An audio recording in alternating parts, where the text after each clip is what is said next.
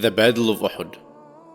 The dawn air hung heavy with anticipation as 700 Muslim warriors stood facing an army more than 4 times their size. The year was 625 CE. Only 1 year after the Muslims' surprising victory at Badr had humiliated the powerful Quraysh of Mecca. And now, the Meccans had returned with a vengeance burning in their hearts, and 3,000 warriors at their command. Prophet Muhammad, peace be upon him, surveyed the battlefield from the slopes of Mount Uhud. With a strategic brilliance, he positioned 50 archers on a strategic hill, commanding them with words that would echo through history.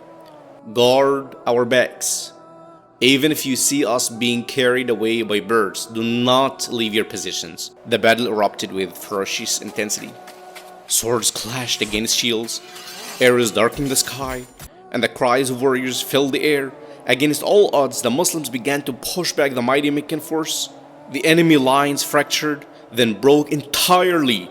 The Meccans scattered, seemingly defeated, leaving their camp and positions behind. Victory appeared complete. The Muslim fighters, many of whom were poor refugees from Mecca, saw treasure glittering before their eyes. The temptation proved too great. The spoils, the spoils! Watching from their hilltop position, most of the archers saw their brothers collecting war booty. 40 archers abandoned their post, faithfully disobeying the Prophet's clear instructions. From behind a nearby hill, Khalid ibn al-Walid, the brilliant Meccan cavalry commander who had not yet embraced Islam, watched with calculating eyes. The critical pass now stood nearly undefended.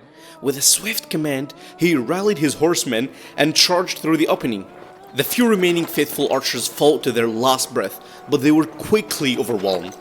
Khalid's cavalry smashed into the unsuspecting Muslims from the rear, transforming imminent victory into chaotic retreat.